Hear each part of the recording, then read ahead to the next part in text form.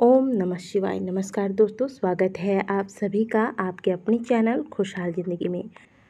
दोस्तों, हम अपने चैनल पर प्रतिदिन आपकी समस्याओं से जुड़े हुए उपाय तथा व्रत त्योहार के नियमों से जुड़े हुए वीडियोस अपलोड करते रहते हैं।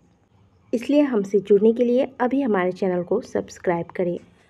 हिंदू पंचांग के अनुसार प्रत्येक वर्ष भाद्रपद मास के शुक्ल पक्ष की अमावस्या तिथि से पितृपक्ष का आरंभ होता है, जो कि लगातार 16 दिनों तक चलने के पश्चात अश्विन मास की अमावस्या तिथि को, जिसे कि सर्व पितृ अमावस्या के नाम से जाना जाता है, समाप्त हो जाती है। जैसा कि नाम से ही स्पष्ट हो जाता है कि पितृपक्ष यानी कि पितरों का पक्ष, यह पक्ष पितरों को समर्पित होता है। इन दिनों पितरों की आत्मा शांति के लिए स्नान, दान, श्राद्ध, पिंडदान, तर्पण इत्यादि किए जाते हैं। शास्त्रों के अनुसार इन दिनों जो परिजन अपने पितरों की आत्मा शांति के लिए स्नान, दान, तर्पण, पिंडदान, श्राद्ध कर्म अथवा ब्राह्मण भोज इत्यादि नहीं करते, उनके पितृ उनसे रुष्ट हो जाते हैं और इस वजह से पितरों के नाराज होने से उन्हें पितृदोष का सामना करना पड़ता है। पितृपक्ष का यह समय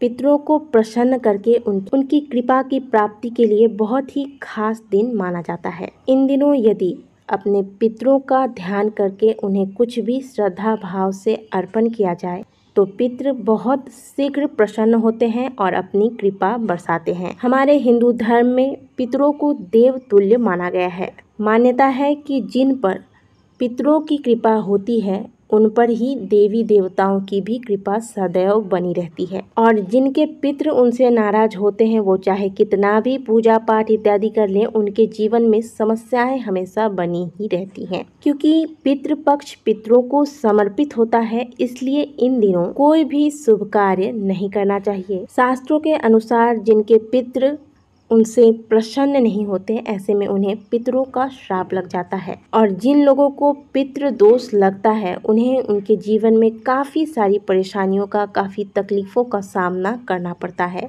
जैसे कि स्वास्थ्य संबंधी, नौकरी व्यापार संबंधित कोई कार्य बनते बनते अचानक से बिगड़ जाता है। घर में आए दिन कलेश मचा रहता है। घर में कोई लड़का या लड़की विवाह के योग्य है, उनकी विवाह तय नहीं हो पाती। कई बार तो ऐसी परिस्थितियां होती है कि विवाह तय होते होते वह विवाह रुक जाता है तथा घर के प्रत्येक सदस्यों का किसी न किसी वजह से बीमार पड़ना, चोट चपेट लगना, ये सारे लक्षण अगर आपके घर में, आपके परिवार में है तो समझिए कि आपके पितृ आपसे नाराज हैं। दोस्तों, आज के वीडियो में हम एक बड़ा ही सरल सा उपाय आपके लिए लेकर आए हैं, जिन्हें यदि आप पितृपक्ष के दौरान पितरों का स्मरण करके पितरों के निमित्त नियमित रूप से करते हैं तो आपके परिवार पर, आपके परिवार के समस्त सदस्यों पर भगवान श्री हरि विष्णु के साथ साथ माता लक्ष्मी की कृपा बनी रहती है, और साथ ही आपको पितरों का भी आशीर्वाद प्राप्त होता है।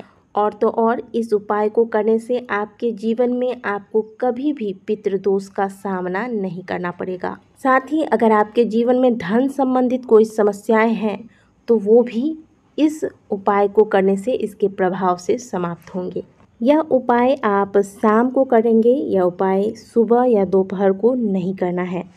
शाम के वक्त स्नान करने के पश्चात, या फिर अगर आप स्नान नहीं कर सकते तो मुँह हाथ धोकर स्वच्छ वस्त्र धारण कर लें। इसके बाद आप एक दिया ले लें। दिया आप मिट्टी का, पीतल का या फिर आटे का, कैसा भी दिया ले सकते हैं। इस दिए में आप रुई की बाटी डालें और इसमें शुद्ध घी डालना है आपको। और यदि आपको गाय का शुद्ध घी प्राप्त नहीं हो पा रहा है तो आप ऐसे में सरसों के तेल का भी इस्तेमाल कर सकते हैं, और इस दिए में कुछ दाने काले तिल के डाल दें। इस प्रकार से दिया तैयार करने के बाद आप अपने घर के दक्षिण दिशा को, यानी कि घर का जो दक्षिण दीवार है, इस स्थान को आप सुंदर से साफ कर लें। अब यदि आपके घर के दक्षिण दिशा में, दक्षिण दीवार के पास ऐसी कोई स्थान नहीं है जहां आप इस दिया को प्रज्वलित कर सके, तो ऐसे में आप मान लीजिए कि इस ओर आपके स्टोर रूम है या फिर बाथरूम है, टॉयलेट है, तो फिर ऐसी स्थिति में आप अपने घर के रसोई में जाएं। घर के रसोई में जो दक्षिण दिशा है, दक्षिण दीवार, यानी कि इस स्थान को आप पहले साफ कर लें।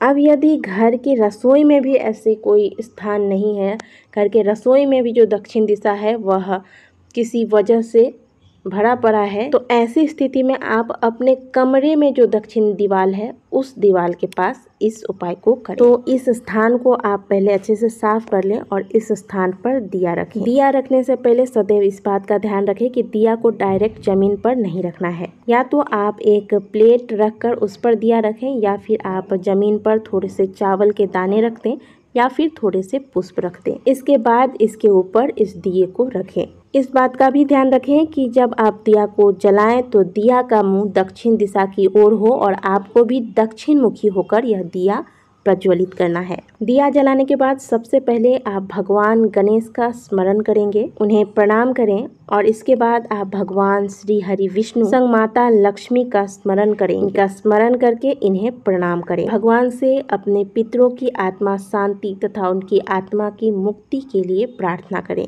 इसके पश्चात आप अपने पितरों का स्मरण करें और उन्हें प्रणाम करें। अब इसके पश्चात आप पितरों से पितृदोष से मुक्ति के लिए प्रार्थना करें। इस प्रकार से प्रार्थना करने के बाद आप भगवान श्री हरि विष्णु का ओम नमो भगवते वासुदेवाय इस मंत्र का 11 बार जाप करें। जाप करने के बाद आप भगवान को प्रणाम करें। इसके पश्चात पितरों का स्मरण करते हुए ओम पितृदेवताय नमः इस मंत्र का 108 बार जाप करें तथा इस मंत्र का जाप आपको दक्षिण दिशा की ओर मुंह करके ही करना है। शास्त्रों के अनुसार दक्षिण दिशा पितरों का दिशा होता है और दक्षिण दिशा में ही पितृलोक भी होता है। इसीलिए क्योंकि आप यह उपाय पितरों के निमित्त कर रहे हैं, पितरों की आत्मा शांति के निमित्त कर रहे हैं, तो दक्षिण दिशा की ओर मुंह करके ही करना है। श्राद्ध पक्ष के दौरान नियमित रूप से इस प्रकार से दिया जलाने से तथा मंत्रों का जाप करने से पितरों की असीम कृपा प्राप्त होती है तथा पितृदोष से भी मुक्ति मिलती है। पितृदोष पितृ आशीर्वाद में बदल जाता है। मंत्र जाप होने के बाद आप अपने पितरों को पुनः प्रणाम करें, उनसे आशीर्वाद लें उन्हें तथा उनसे अपने जीवन के समस्त कष्टों को दूर करने के लिए प्रार्थना करें। इस उपाय को आप पितृ पक्ष के दौरान प्रतिदिन कर सकते हैं। इससे आपको पितरों की कृपा के संग संग भगवान श्री हरि विष्णु और माता लक्ष्मी की भी कृपा की प्राप्ति होती है। आपके जीवन में आ रही समस्त परेशानियां समाप्त होंगी तथा पितरों के प्रसन्न होते ही आप के जीवन में जो भी परेशानियां हैं वो समाप्त होती है, जीवन में शुभता आती है, मंगल कार्य आरंभ होते हैं। दोस्तों बड़ा ही सरल सा उपाय है, इसे इस पितृपक्ष अवश्य करें और इसका लाभ उठाएं, पितरों को प्रसन्न करें। यदि दी गई जानकारी आपको अच्छी लगी है तो वीडियो को लाइक करें, कमेंट बॉक्स में हर हर महादेव अवश्य लिखें। मिलते हैं आपसे अगले वीडियो में, तब तक के लिए ओम नमः शिवाय, हर हर महादेव।